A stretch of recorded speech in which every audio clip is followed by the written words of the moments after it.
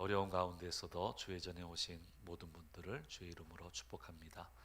아울러서 또 인터넷 홈페이지를 통해서 유튜브를 통해서 예배에 참여하시는 우리 모든 성도님들, 어린 자녀들 동일하게 주의 이름으로 축복합니다. 오늘 누가복음 묵상 17번째 시간인데, 하나님이 누가를 통해서 복음서를 기록하게 된 이유가 크게 두 가지가 있다고 우리가 첫 시간 중간중간 우리가 다시 한번 되새기고 있습니다. 첫째는 예수님 곧 오신다고 그렇게 이해를 했기 때문에, 오신다 생각했는데 오시지 않기 때문에 왜 재림을 안 하실까, 거기서 당황하는 우리 신자들이 있었습니다. 그래서 거기에 대해서 믿는 신도들에게 믿음의 용기를 정확하게 하나님의 예수님의 말씀을 이해시킴으로써 믿음을 공고히 하기 위한 이유가 첫 번째 이유고, 두 번째는 예수 믿는 사람이야 예수님 우리를 살리기 위해 십자가를 지셨지만 로마 관원들이나 일반 사람들 입장에서 보면은 죄인입니다. 십자가형을 당한 겁니다. 극악무도한 죄를 짓는 사람만 그 형에 처하는데, 어쨌든 예수님이 십자가형을 받으셨기 때문에 여기에 대한 오해가 있는데, 이 오해를 풀고 예수님은 십자가를 지실 만한 일을 하신 일이 없는 하나님이시다라고 하는 것을 증거하기 위해서 누가를 통해서 이 복음을 증거하라고 하시는 것입니다. 그래서 누가복음을 이해할 때는 이 두 가지 큰 맥락을 반드시 이해하고 이 말씀을 이해를 해야 됩니다. 오늘 우리가 묵상한 말씀은 나병 걸린 자를 고쳐주시는 그런 장면입니다. 이뿐 아니라 우리 복음서에는 또 그 이외의 성경에도 각종 이적과 치유의 사건, 기적의 사건이 일어나는 것을 보게 되는데, 누가는 구조상 예수님이 스스로 자신이 오신 목적을 선포를 하세요. 천명을 하세요. 그리고 선포하신 대로 이루어지고 있다고 하는 것을 지금 증명을 하고 있는 겁니다. 누가복음 4장 18절에서 21절 말씀에 주님은 자신의 사역에 대해서 이렇게 말씀하셨습니다. 우리 천천히 한 목소리로 말씀 읽도록 하겠습니다. 주의 성령이 내게 임하셨으니 이는 가난한 자에게 복음을 전하게 하시려고 내게 기름을 부으시고 나를 보내사 포로된 자에게 자유를, 눈먼 자에게 다시 보게 함을 전파하며 눌린 자를 자유롭게 하고 주의 은혜의 해를 전파하게 하려 하심이라 하였더라. 책을 덮어 그 맡은 자에게 주시고 앉으시니 회당에 있는 자들이 다 주목하여 보더라. 이에 예수께서 그들에게 말씀하시되 이 글이 오늘 너희 귀에 응하였느니라 하시니, 이 글이 오늘 너희 귀에 응하였다, 이렇게 선포를 하셨습니다. 이런 일을 하시겠다고 선포를 하셨는데, 선포하신 그대로 이 일이 일어났다라고 하는 것을 강조하고 있는 사건이 복음서에 나타나, 특별히 누가복음에 나타나 있는 기적과 이적의 사건의 내용입니다. 치유의 사건 배경입니다. 예수님은 변함이 없으시고 말씀하신 바를 그대로 행하시는 분이기 때문에 우리는 예수님을 의심하지 말아야 된다, 절대로 의심하면 안 된다라고 하는 것을 이 구조적인 측면에서 강력하게 권고하고 있는 것입니다.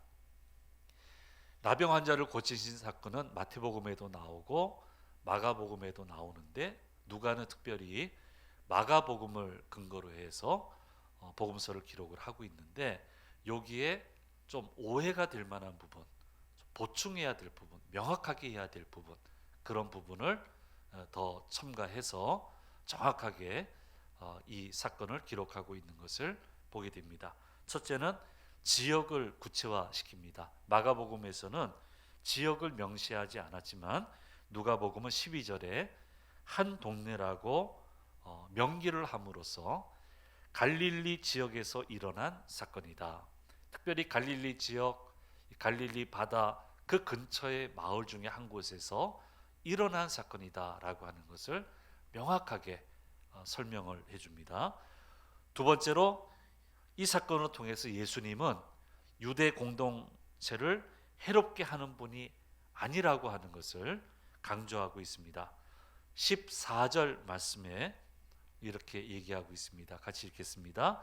예수께서 그를 경고하시되 아무에게도 이르지 말고 가서 제사장에게 내 몸을 보이고 또 내가 깨끗하게 됨으로 인하여 모세가 명한 대로 예물을 드려 그들에게 입증하라 하셨더니 말씀하고 있습니다.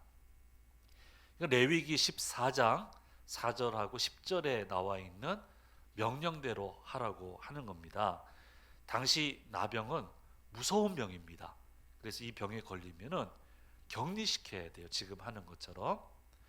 근데 격리가 되고 난 다음에 낫게 되면은 격리 해제를 해야 되는데 다시 가족으로 돌아가고 공동체로 돌아가야 되는데 그 방법은 제사장에게 가서 몸이 나았다고 하는 것을 확증을 받아야 됩니다.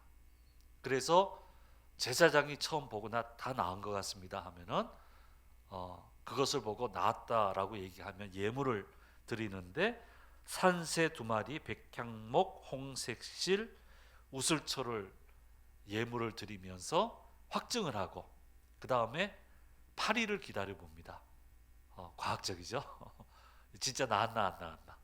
8일 뒤에 봐도 나병이 발생하지 않으면 이건 나은 거예요. 그러면 그때는 흠 없는 어린 수양 둘과 암양 하나, 그 외에 기타 내용물들을 하나님께 드려서 확증을 해야 되는데 그대로 하라는 거예요. 그대로 하라는 거예요.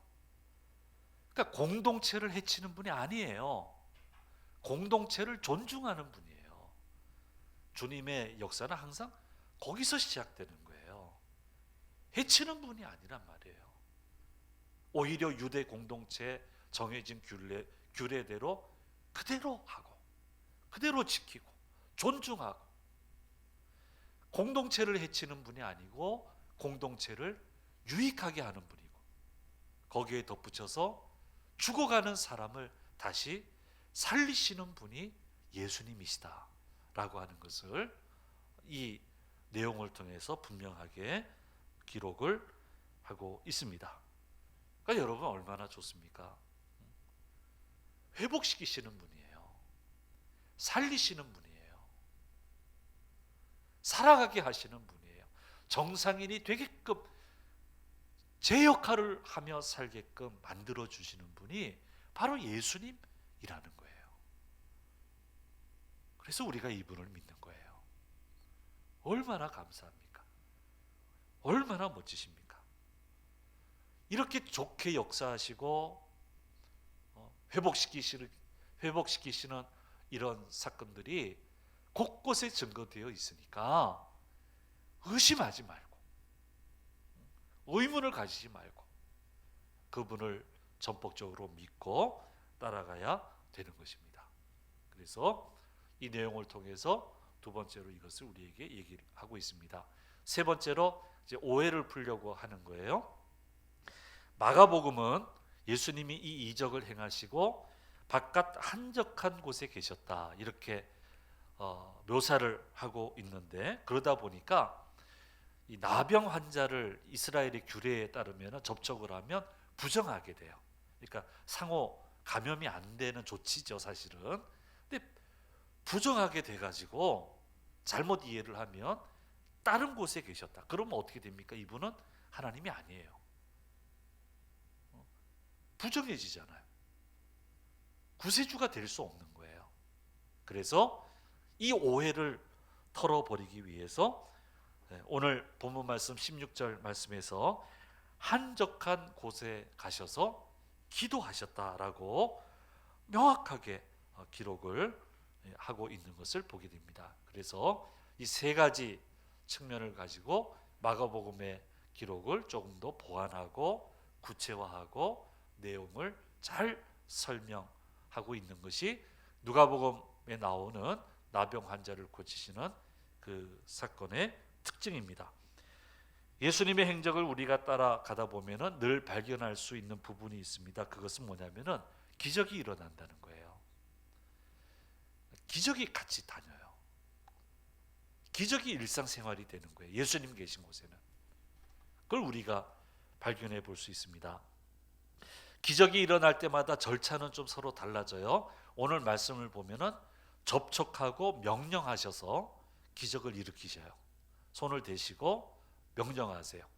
그런데 꼭 접촉을 해야만 기적이 일어난 건 아니에요. 다른 이적의 사건을 보면 접촉하지 않았음에도 비접촉하셨음에도 말씀만 하시면 고쳐지는 사건이 아주 많이 등장을 하고 있습니다.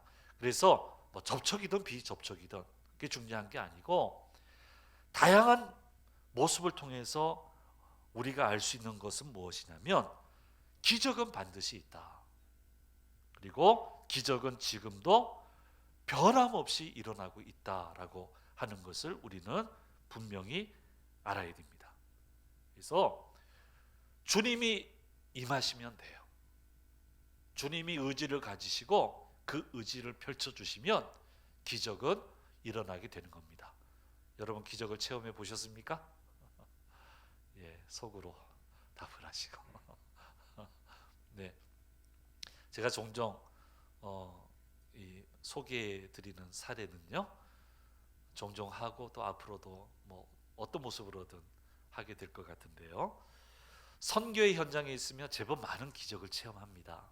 근데 제가 한번 체험한 것은 이제 전투기 조종사가 되는 건 쉽지가 않습니다.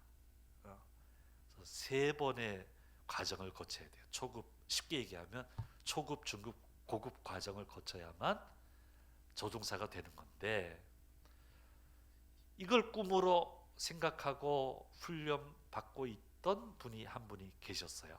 당연히 젊지요.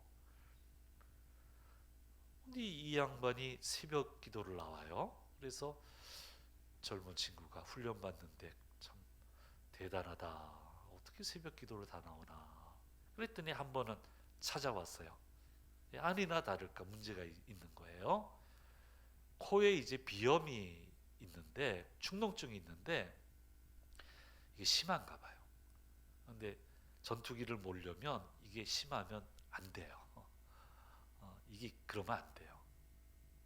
그래서 기도하는 거예요. 목사님, 이게 내가 이게 감당이 안 되는데, 이것 때문에 떨어질 수 있게 됐는데 아무래도 수술해야 될 것 같다고. 수술해도 어렵거든요. 기준이 있어요. 수술하고 옛날 비행기, 안 좋은 비행기였으면 수술하면 끝이고요. 요새 비행기가 괜찮아서 수술해도 어느 정도 되면 좀 허락을 받는데 이게 어려워요. 목사님, 제가 다른 방법이 없고 수술해야 되는데 수술 잘 받을 수 있게 해주세요. 가슴이 먹먹하고, 저 친구 이게 그냥 갑자기 생긴 꿈이 아닐 텐데, 어려서부터 꿈이었을 텐데, 아우 저거 어떡하면 좋나. 해줄 수 있는 게 없어요. 그러니까 기도할 수밖에 없는 거예요. 하나님, 수술, 미안한 얘기입니다만은 낫게 해 주옵소서. 요거는 의례적인 말을 했고요. 미안한 말로 하면 목사지만 이건 의례에 붙였고요. 실제 기도는 수술을 받고 이 범위 내에 들어와서 저 꿈이 여기서 꺾이지 않게 해주세요. 요게 본심이었어요. 안 받고 치유되게 해달라는 생각은 안 했어요. 말은 했지만 안 했어요. 그러니까 우리 새벽기도 멤버들이 그 친구를 위해서 지금은 중년의 신사가 되었습니다만은 간절히 기도를 했는데, 이 친구 이제 아침에 일어나면 일과가 코에다 이제 휴지를 대서 푸는 거예요. 그런 누런 고름이 이렇게 묻어 나온대요. 근데 어느 날 휴지를 댔는데 아무것도 안 묻는 거예요. 그래서 놀래가지고 허가를 받아서 밖에 나가서 병원에 가서 엑스레이 찍어보고 검사를 해봤더니 축농증이 치유가 된 거예요. 제가 얼마나 놀랬겠어요. 수술 안 하고 낫는다는 믿음이 없었어요. 저는 없었어요. 그냥 그건 의뢰한 거예요. 수술하고 꺾이지 않게 해주세요 했는데 하나님은 그 간절한 기도를 들으시고 역사해 주셨어요. 기적은 있어요. 기적은 있어요.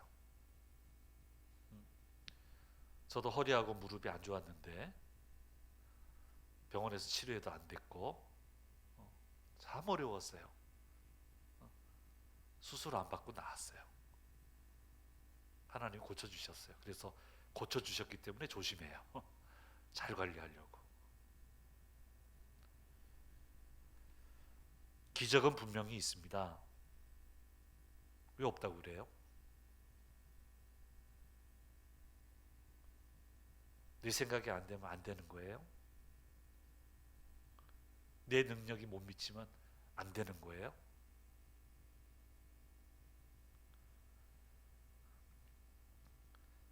엄밀히 따지면 우리가 하루하루 살아가는 것 자체가 기적이긴 하지만 단 한 번의 기적이 아니라 기적이 계속적으로 이어지지 않으면 사실 우리는 제대로 살아갈 수 없어요. 하나님이 계속 기적을 베풀어 주셔야 돼요. 그래야 우리는 정상적으로 살아갈 수 있게 되는 거예요. 그렇게 되기 위해서는 이 나병 환자를 고쳐주신 이 기적의 과정을 우리가 묵상할 필요가 있습니다. 이 과정을 보면 첫째는 쉽게 발견할 수 있는 거예요. 예수님께 나왔어요. 기적은 출발은 예수님 앞으로 와야 되는 거예요. 이곳에 와야 되는 거예요. 여기서 무릎을 꿇어야 되는 거예요. 거기서부터 시작하는 거예요. 그리고 겸손히 엎드려서 주님의 은혜를 구했습니다. 거기에 덧붙여서 믿음의 고백을 했습니다. 주님 원하시면 나를 깨끗게 하실 수 있으십니다. 주님 원하시면 나를 깨끗게 하실 수 있습니다. 주님의 주권을 인정해요. 윽박지르지 않아요. 하나님 살아계시면 어떻게 이러십니까? 이러지 않아요. 윽박지르지 않아요. 겸손히 주님의 주권을 고백하고 주님 저를 불쌍히 여겨주세요. 긍휼히 여겨주세요. 그렇게 구할 때 주님은 그에게 고침받는 기적의 역사를 허락해 주셨습니다. 이 겸손함을 우리는 잊어서는 잃어버려서는 안 됩니다. 예수님 앞에 와서 겸손하게 머리 숙이고 하나님 긍휼히 여겨주세요. 불쌍히 여겨주세요. 잊지 말아주세요. 한 번만 더 생각해 주세요. 그렇게 우리는 구하여야 되는 것입니다. 두 번째는 어떤 과정이냐면 전적으로 예수님 말씀에 순종합니다. 예수님 하시는 대로 그대로 따릅니다. 예수님은 그에게 손을 대시고 내가 원하노니 깨끗함을 받으라 하셨어요. 예수님이 자신한테 예수님 원하시는 대로 하도록 몸을 내어드렸어요. 마음껏 하시도록 자기를 내어드렸어요. 이게 포인트예요. 그리고 명령하신 대로 제사장에게 가서 몸을 보이고 정결 규례도 지키고 아무에게도 이르지 말라. 근데 소문은 났거든요. 누가 소문을 냈을까? 성경은 기록 안 했는데 이분이 한 가능성은 없어요. 예수님 그렇게 말씀하셨는데, 근데 제사장이 받고 성전에 있는 사람들 봤으니까 뭐 어디서든 소문은 날 수 있으니까 어쨌든 전적으로 믿고 전적으로 순종했기 때문에 기적이 일어난 것입니다. 내어드렸어요. 그냥 원하시는 대로 하세요. 주님이 하시면 됩니다. 원하시는 대로 하세요. 기적은 언제 일어납니까? 주께서 마음껏 간섭하시고 주님 하시고자 하는 대로 마음껏 움직이실 때, 거기에서 기적은 일어나게 되는 것입니다. 개입하실 때 그냥 가만 계셔야 돼. 이게 좋은지 나쁜지는 주님만이 아시잖아요. 개입하실 때 가만히 있어야 돼. 개입하시는 대로 따라가야 돼. 바로 거기에서 기적의 역사는 일어나게 되는 것입니다. 사랑하는 여러분, 강력하게 권면합니다. 개입해 달라고 기도하세요. 기적 없으면 안 돼요. 그런데 개입하시면 그냥 맡기세요. 따라가세요. 세움은 주님이 하시고 나는 따라가면 되는 거예요. 그때 주님은 기적적으로 개입하셔서 역사하셔서 저와 여러분을 인도해 주실 줄 믿습니다. 그래서 결론적으로 이 말씀을 통해서 우리는 깨달을 수 있는 게 있습니다. 책임져 주시는 주님을 우리는 깨달을 수 있습니다. 주님은 주께 오는 그 어떤 사람도 외면하지 않으시고 그들을 책임져 주셨고 오늘 저와 여러분도 책임져 주십니다. 그러나 당시 종교 지도자들은 어땠습니까? 사람에게 문제가 생기면 그들을 내쳤습니다. 나병 환자들은 부정하다 하면서 계명도 있지만 부정하다, 한 걸음 더 나아가서 죄덩어리다 외면하고 내쳤습니다. 그러나 예수님은 그를 죄덩어리로 보신 게 아니라 존귀한 주의 자녀로 보셨습니다.